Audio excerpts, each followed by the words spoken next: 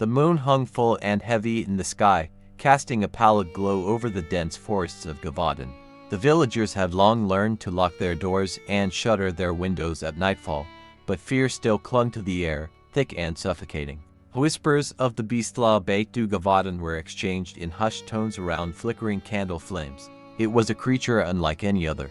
Eyewitnesses described it as a predator similar to a wolf, but the size of a cow. Its chest was unnaturally wide, a testament to its raw power, and its long, flexible tail ended in a tuft like a lion's. The beast's muzzle was elongated, reminiscent of a greyhound, and small pointed ears twitched at the slightest sound. But it was the beast's eyes that haunted the villagers the most, dark, bottomless pits that seemed to stare straight into a person's soul. Its fangs protruded menacingly from its mouth, and the fur was a yellowish red, marked by a dark stripe running along its back. Marie and her younger brother, Pierre, had been warned countless times to stay away from the forest at night. But curiosity, and a foolish sense of adventure, led them to the edge of the trees that fateful evening. "Just a quick look," Pierre had insisted. "We'll be back before anyone notices we're gone." The forest was eerily silent as they crept deeper into the shadows, the only sound the crunch of leaves beneath their feet. The wind rustled through the branches, whispering warnings that went unheeded. Suddenly, a chilling howl pierced the night, freezing them in their tracks. The hairs on the back of Marie's neck stood on end. "We should go back," she whispered, clutching Pierre's arm. But it was too late. A low growl rumbled from the darkness ahead, and the beast emerged into the moonlight. It was even more terrifying than the stories had described. Its massive form moved with a lethal grace, muscles rippling beneath its tawny fur. The dark stripe along its back seemed to shimmer in the moonlight, and its eyes locked onto the siblings with an unsettling intelligence. In an instant, the beast lunged. Marie screamed as Pierre was knocked to the ground, the beast's fangs sinking into his face with horrifying precision. Blood sprayed across the forest floor as Pierre's head was torn from his body in a single, savage motion. Marie turned to run, her heart pounding in her chest, but the beast was already upon her. It knocked her down with a force that drove the breath from her lungs, and she felt its hot breath on her neck. With a surge of adrenaline, Marie managed to twist away, scrambling to her feet and fleeing deeper into the forest. She could hear the beast behind her, its steady trot unnervingly calm. She ran faster, branches clawing at her skin, her own blood pounding in her ears. Just when she thought she couldn't run any longer, she stumbled upon a small cave, hidden behind a thicket of brambles. She threw herself inside, pressing her back against the cold stone wall, her breathing ragged. The beast's growls grew louder, echoing through the forest. It was close, too close. Marie held her breath, praying the darkness would hide her.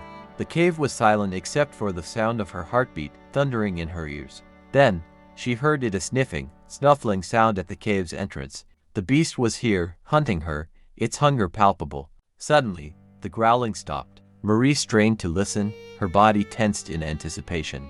The silence stretched on, and she dared to hope the beast had moved on. But then, a shadow fell across the entrance of the cave, and she saw those eyes, glowing in the darkness. Marie bit her lip to stifle a scream as the beast stepped into the cave, its massive form blocking out the moonlight. It sniffed the air, and its gaze fixed on her with deadly intent. She could see its fangs glinting in the dim light, dripping with blood. The beast crouched, ready to pounce, and Marie knew there was no escape. She closed her eyes, preparing for the end. But just as the beast sprang forward, a deafening roar echoed through the cave, and a figure appeared behind the beast, wielding a torch. The torch blazed brightly, illuminating the cave and casting flickering shadows on the walls. The figure wielding it was tall and imposing, cloaked in dark fabric that seemed to blend into the night itself. With a swift, powerful motion, the stranger swung the torch, driving it towards the beast. The flames licked at the creature's fur, and it recoiled with a furious snarl. Marie barely had time to process what was happening. She pressed herself against the cave wall, watching in a mixture of terror and awe as the stranger faced off against the beast. The torch swung again, and the beast retreated, growling menacingly. It paced back and forth at the entrance, eyes never leaving its adversary. "Stay behind me," the stranger commanded, their voice low and steady. Marie obeyed, inching closer to the back of the cave. She could see now that the stranger wore a hood, obscuring their face. The only thing visible was a pair of piercing eyes, gleaming with determination.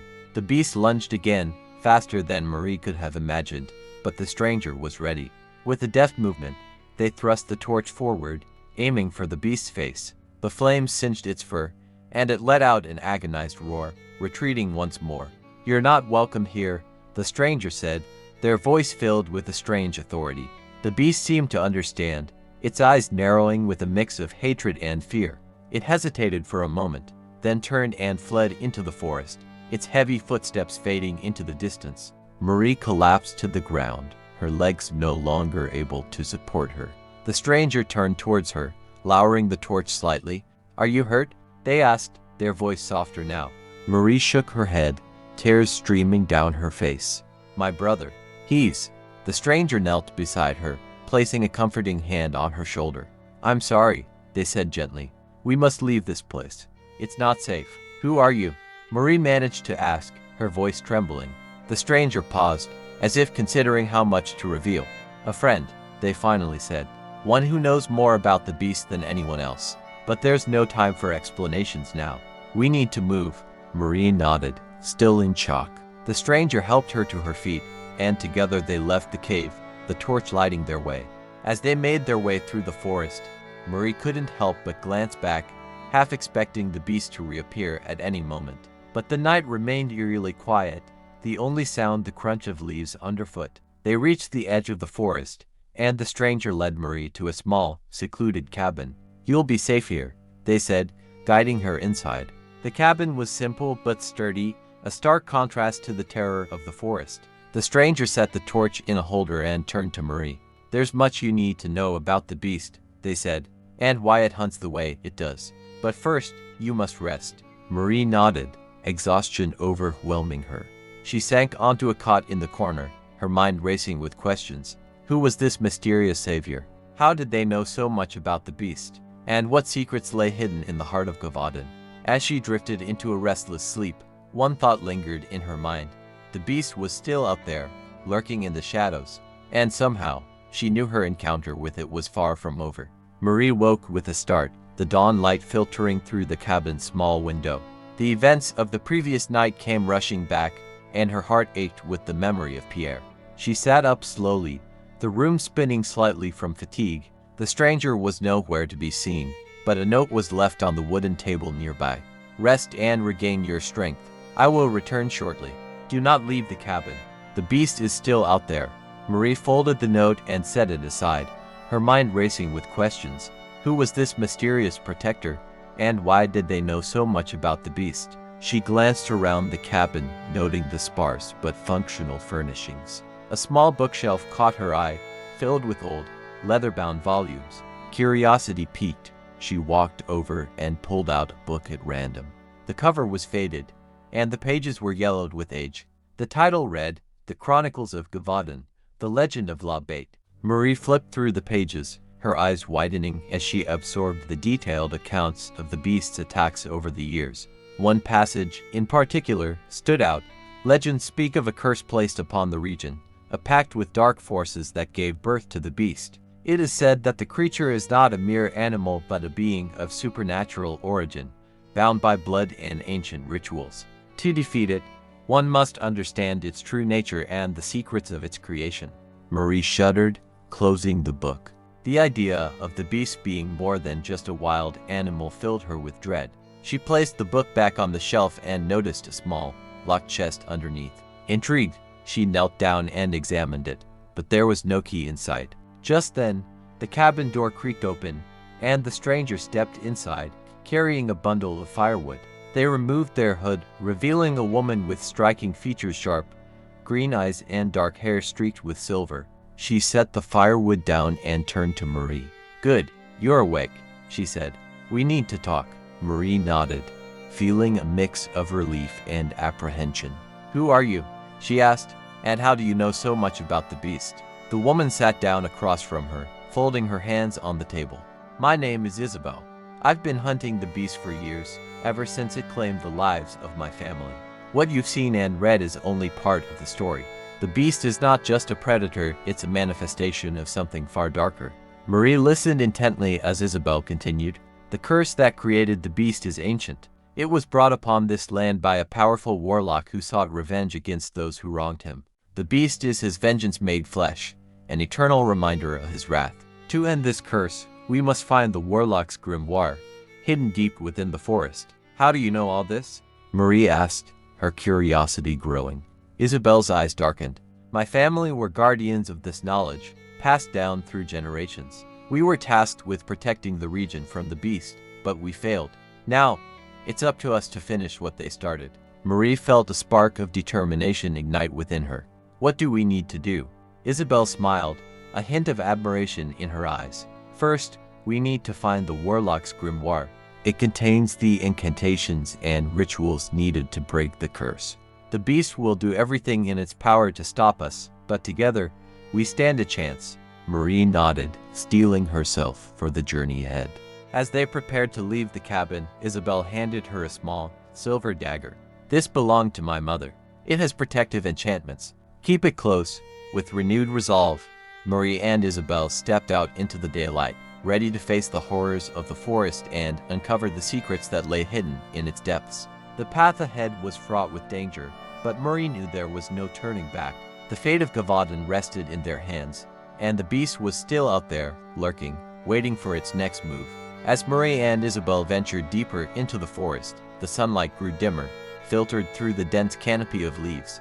The air was thick with the scent of earth and moss, and every rustle of leaves set Marie's nerves on edge. She gripped the silver dagger tightly, the cool metal a reassuring presence in her hand. Stay close, Isabel whispered, her eyes scanning the shadows.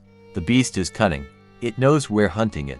Marie nodded, her heart pounding in her chest. They moved cautiously, every step deliberate. The forest seemed to close in around them, the trees towering like silent sentinels. After what felt like hours, they reached a clearing. In the center stood an ancient stone altar, covered in strange, arcane symbols. This is it, Isabel said, her voice barely more than a breath. The warlock's grimoire is hidden beneath this altar. We must be quick. Marie watched as Isabel began to chant in a language she didn't understand, her hands tracing intricate patterns in the air. The ground trembled, and the stone altar began to shift, revealing a hidden compartment underneath. Inside lay a weathered, leather-bound book, its cover etched with more of the strange symbols. Just as Isabel reached for the grimoire, a blood-curdling howl echoed through the forest. Marie's blood ran cold. The beast was near. We need to hurry, Isabel urged, grabbing the grimoire and shoving it into her satchel. Let's move. They sprinted back towards the cabin, the beast's howls growing louder, closer.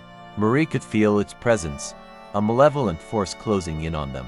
As they ran, the forest seemed to twist and shift, paths that were once clear now obscured by tangled undergrowth. Suddenly, the beast leapt from the shadows, its massive form blocking their path. Its eyes glowed with an unnatural light, and its fangs dripped with anticipation.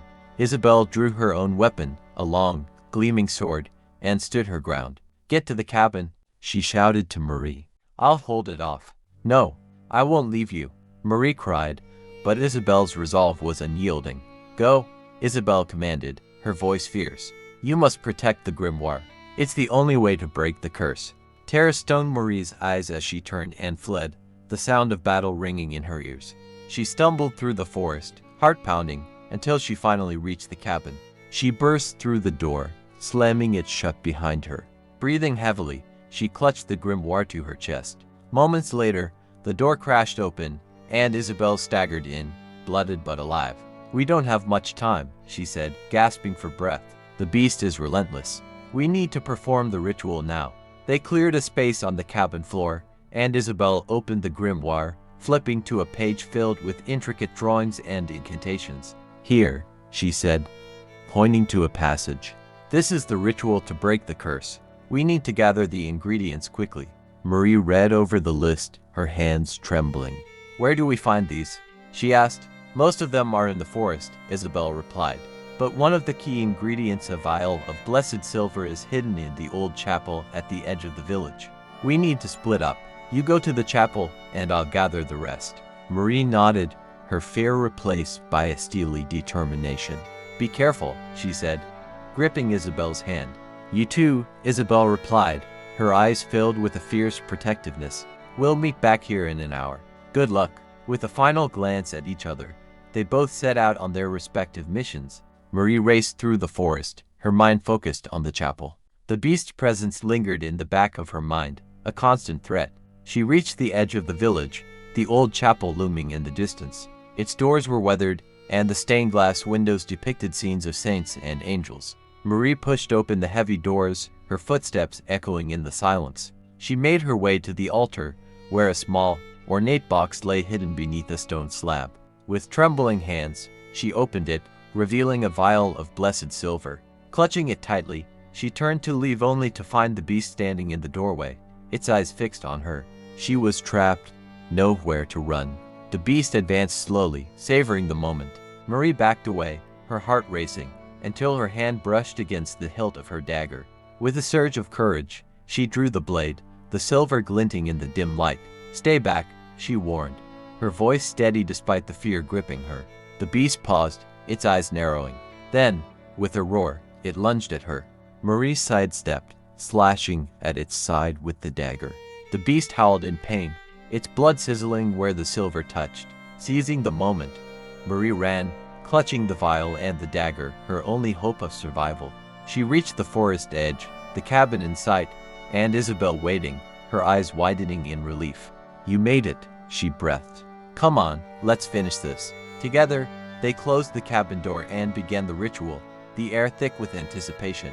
As Isabel chanted the incantation, Marie poured the blessed silver into a bowl, the liquid shimmering with an otherworldly light. The ground shook, and a blinding light filled the cabin, as if the very fabric of reality was being torn apart. Then, everything went still.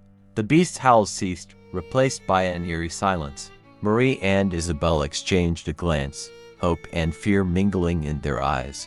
The ritual was complete, but the true test lay ahead. Had they finally broken the curse, or was this just the beginning of a new nightmare? The silence hung heavy in the air, the cabin bathed in the glow of the extinguishing ritual light. Marie and Isabel remained still, holding their breath, waiting for any sign of the beast. Seconds stretched into what felt like hours, and the forest outside seemed to be holding its breath as well. Finally, the tension broke.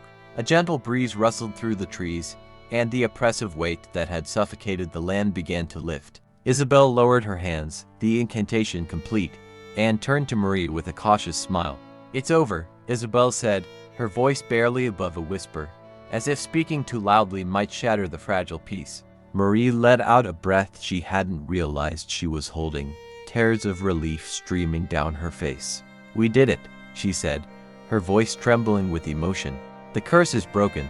They embraced, the weight of their shared struggle and loss heavy between them, but now tempered with the warmth of triumph. The beast, once an ever-present shadow, was no more. As they stepped outside the cabin, the first rays of dawn broke through the canopy, casting a golden light over the forest. The oppressive darkness that had plagued the land seemed to dissipate, replaced by a serene, almost magical tranquility. Birds began to sing, their melodies a celebration of the newfound peace. The villagers, drawn by the sudden change in the forest's atmosphere, emerged cautiously from their homes. They gathered at the forest's edge, whispering among themselves. When they saw Marie and Isabel stepping out of the woods, the looks of fear and uncertainty on their faces slowly turned to expressions of hope and gratitude. Marie and Isabel walked toward the village, their journey now one of reconciliation and healing. The villagers surrounded them, their questions and thanks tumbling over each other. Isabel raised her hand for silence and began to explain, her voice steady and reassuring. "The beast that terrorized us for so long was the result of an ancient curse," Isabel said. "Together, Marie and I have broken that curse. The beast is gone, and our land is free." Cheers erupted from the crowd, the villagers embracing one another, tears of relief and joy flowing freely. Marie scanned the crowd, her heart aching with the absence of her brother Pierre. But she knew he would be at peace now, his death not in vain. In the following days, the village began to rebuild. The sense of dread that had hung over Gavaden was replaced by a renewed sense of community and hope. Marie and Isabel became symbols of courage and resilience, their story spreading far and wide, inspiring others to face their own fears. One evening, as the sun set in a blaze of colors, Marie stood at the edge of the forest, a single wild flower in her hand. She knelt and placed it on a small mound of earth, a quiet tribute to Pierre. "I miss you, brother," she whispered, the breeze carrying her words into the forest. "But I know you're watching over me." Isabelle approached, standing beside Marie. "He'd be proud of you," she said softly. "You showed incredible bravery." Marie nodded, a small smile playing on her lips. "We both did. And now, we can look to the future." As they walked back to the village, the stars began to twinkle overhead, a reminder of the endless possibilities that lay ahead. The land of Gavaden was healing, its people united by a shared victory over the darkness that had once plagued them. And as Marie and Isabelle stepped into the warm glow of the village, they knew that together, they had forged a new legacy, one of hope, courage, and the enduring power of light over darkness.